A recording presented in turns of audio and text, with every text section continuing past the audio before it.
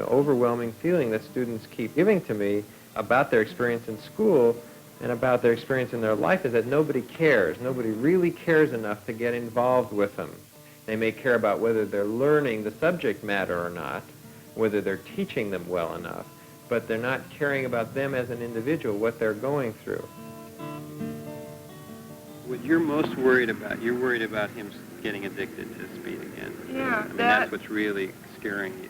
That, I don't want it to happen. And you told him this. And what does he say? He just says, like, any answer, like, don't worry, I won't, I just need a little help, to get through the day, because, I get so tired. You know, he goes, school really gets me down. And I just go, well, Tim, it shouldn't. You know, and I try and talk to him, and if he does love me, he will care. I think he will anyway. He'll care about what I feel inside. Do you think that he'd be willing to come with you together and the three of us could talk? Or maybe find out if something is bothering I asked him that he might resent it, you know? Yeah, he doesn't know me at all. Yeah. Of course, you don't know me either. Yeah, but like I've heard about you, I know you're a really good teacher and you understand people. That, you know, that's why I came to you. Yeah, I try, but mainly I would really like to try and get him to understand himself and what's happening, and to, I mean, that's a pretty big thing. At this point, he's saying, in essence, I'd rather take drugs than be involved with you, and we're not going to get too far until we get him involved. And, you know, and even if it's not today, it was sometime this weekend, or tonight, or late afternoon, or whenever. Terms such as tolerance, habituation, and physical dependence are probably the keys to why people get hung up with drugs.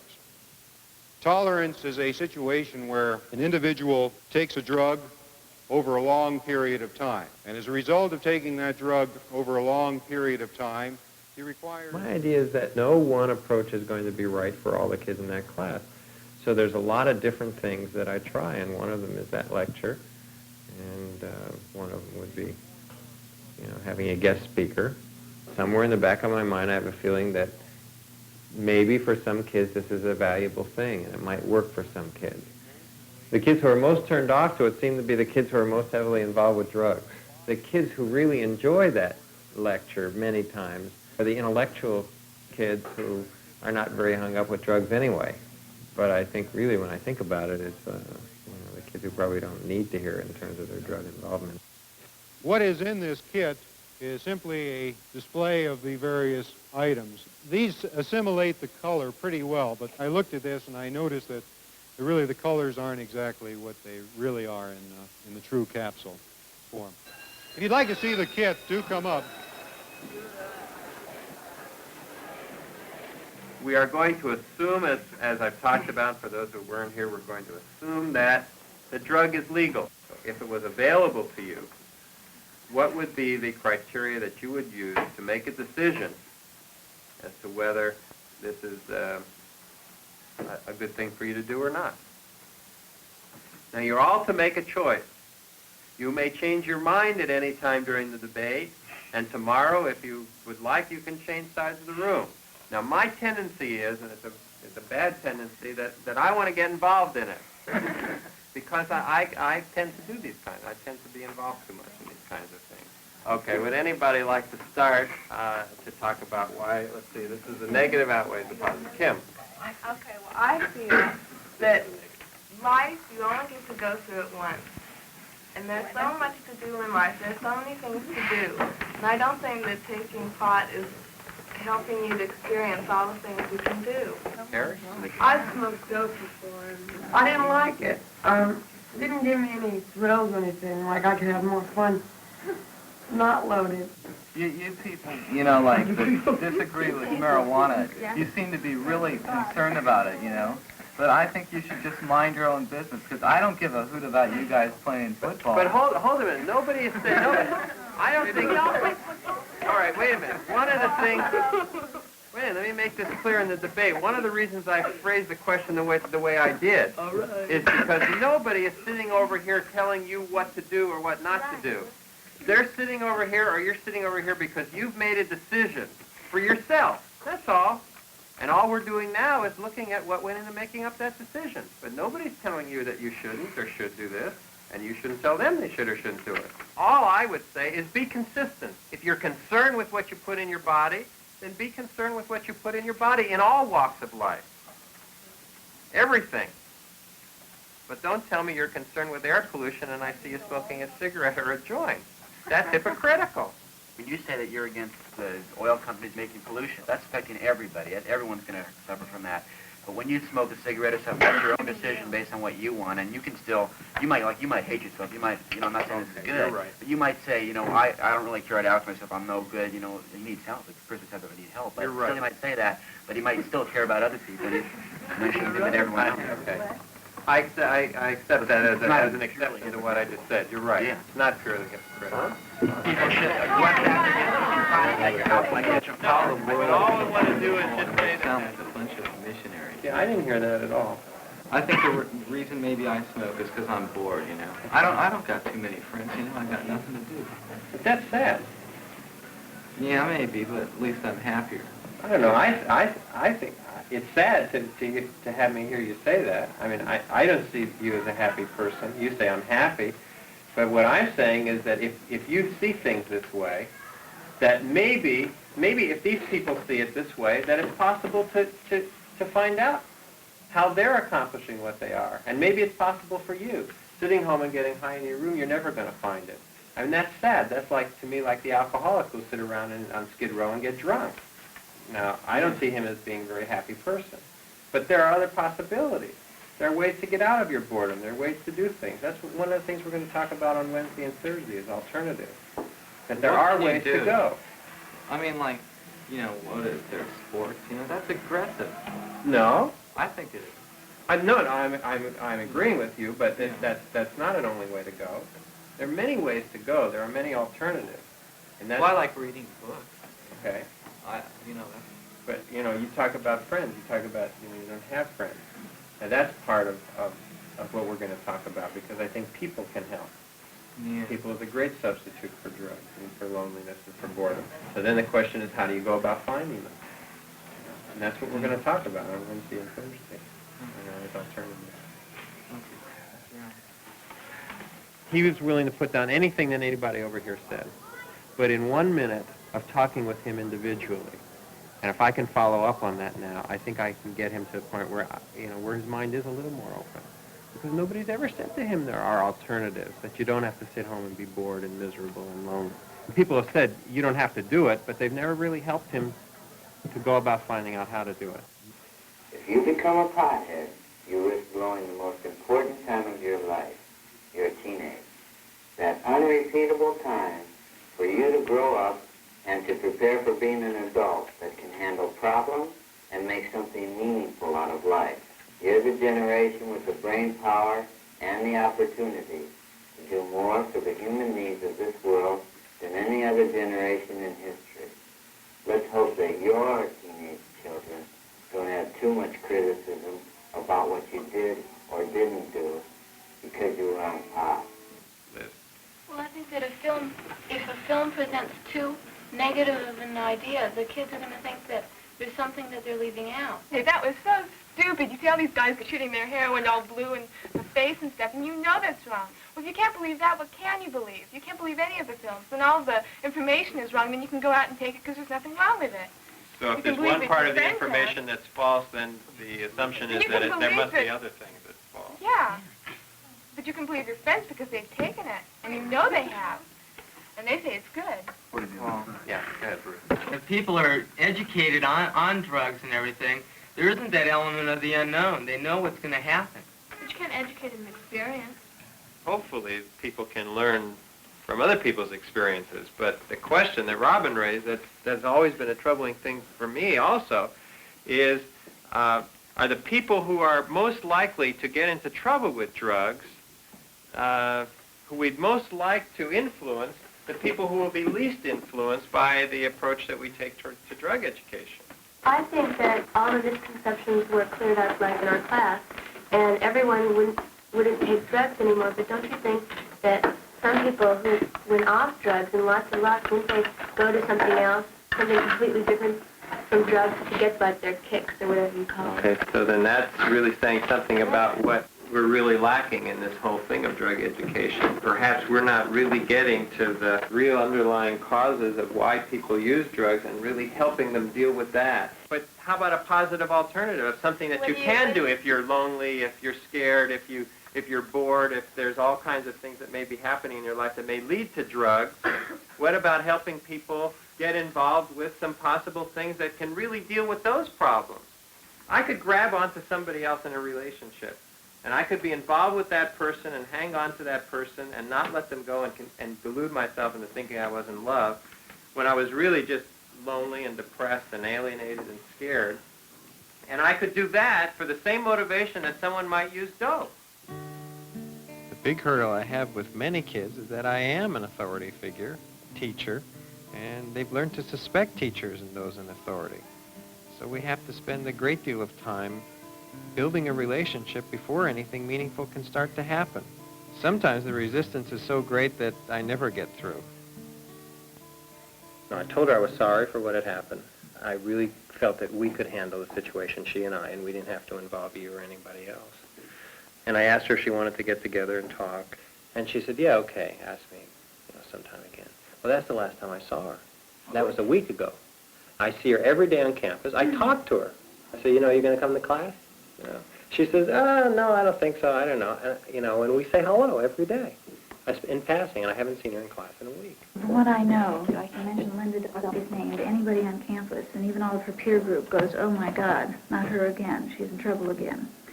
And she's been cutting every single class extensively since the beginning of the semester. Okay, but I'm not convinced that there is nothing we can do with Linda if we can get to her. And like, I don't know if I can get to her because she's pretty well angry and turned off to me. But I had the feeling when we talked that she wasn't as turned off as she would have, as her image, as she would have liked to have come off.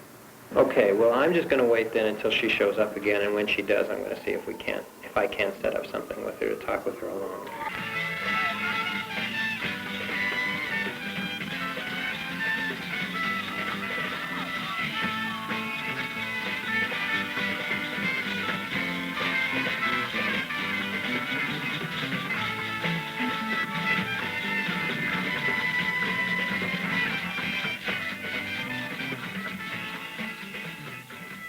The concept of the teacher's role is, but in terms of our involvements with students, there seems to be an unwritten law that stops when the bell rings for the end of school, that stops during lunchtime, that our involvement is just on a teacher-student relationship in the classroom, that we'll take papers home, we'll make tests up, but we won't take a kid home, or we won't stay after school, or take a lunch period very often. I mean, once in a while maybe, but not on any kind of a regular basis.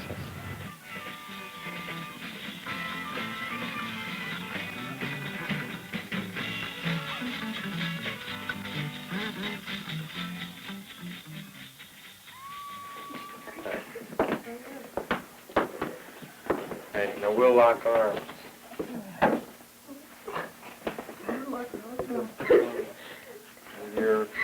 What you're going to try and do is get out. Don't get. You have to break out.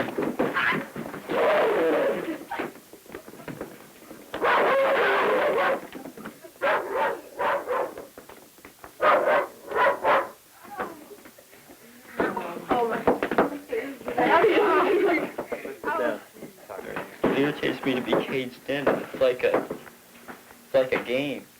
I felt that you were making a kind of game, and I was a victim of a game. And I don't like that. It seemed to me you didn't even think about it. I mean, your reaction was immediate. Right. I mean, you were going to use force, and that was it. That's true. I've always felt that there's a level between what the psychiatrist has to deal with in his office, which may be some really deep-seated serious problem, and the typical problems which kids are having, that if dealt with by teachers, probably wouldn't develop into those serious problems. And we can meet a lot of those needs. Like my parents can control me, have a right, can control me, They are above me. How can they control you? I don't know. They can, make demands. They can, threaten. There's a number of ways. People don't have control over you now as much as they did. Not nearly as much. So you can start behaving a little bit more appropriately for the situation.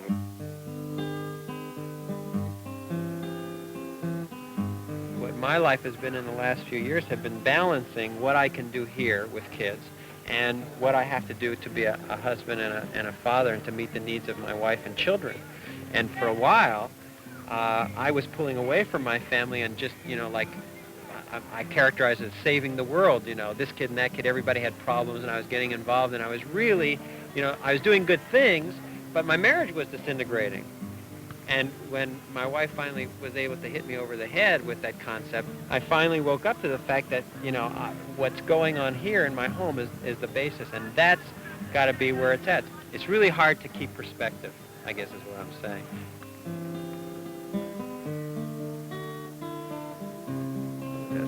Teacher. I think a master teacher in teaching is so important. The last experience I had was, something that almost made me decide to quit teaching. I was so stifled in what I really could do, and I had to have everything, set up as far as classroom, as far I had to be in rows where you really can get close and involved with the kids. You had to have books they had to be assigned to, and they had to have chapters to read every week, and the role had to be taken every day, which you should take role, but I think the point where you're reprimanded afterwards if you don't take role or if you don't start the minute the bell rings is ridiculous. Come on in. You don't?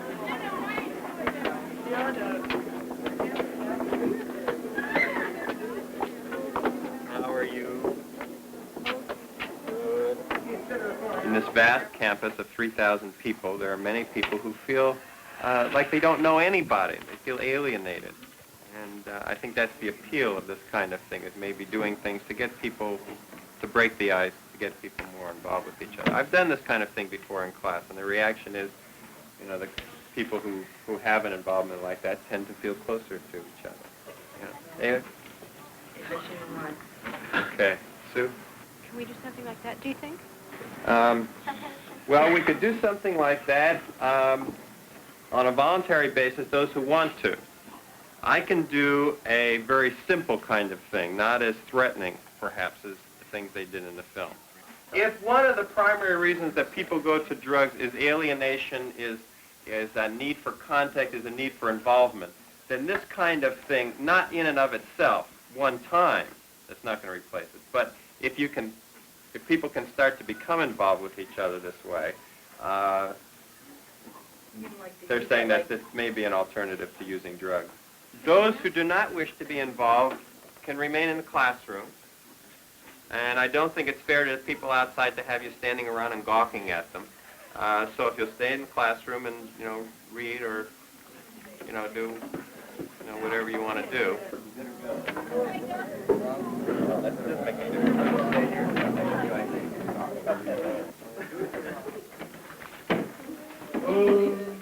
To begin with, you're just going to walk around with each other and shake hands.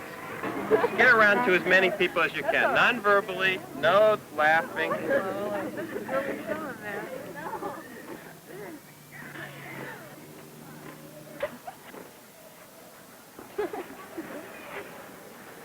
Okay, now find the hand of somebody who you're next to. Take right hands. Take right hands. Everybody get somebody's right hand. Somebody you're close to. Close your eyes and explore that hand. Get to know that hand.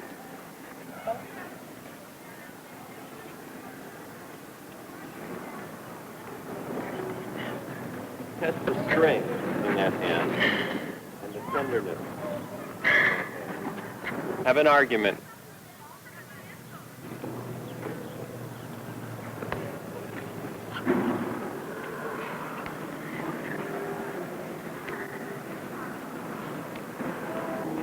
Stop. Without talking, open your eyes, see who your partner is. See your partner for the first time.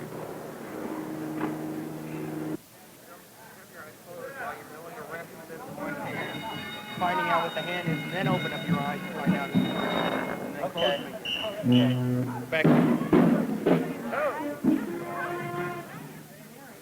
The rewarding thing to me about teaching is that I can have a positive effect on the life of an individual.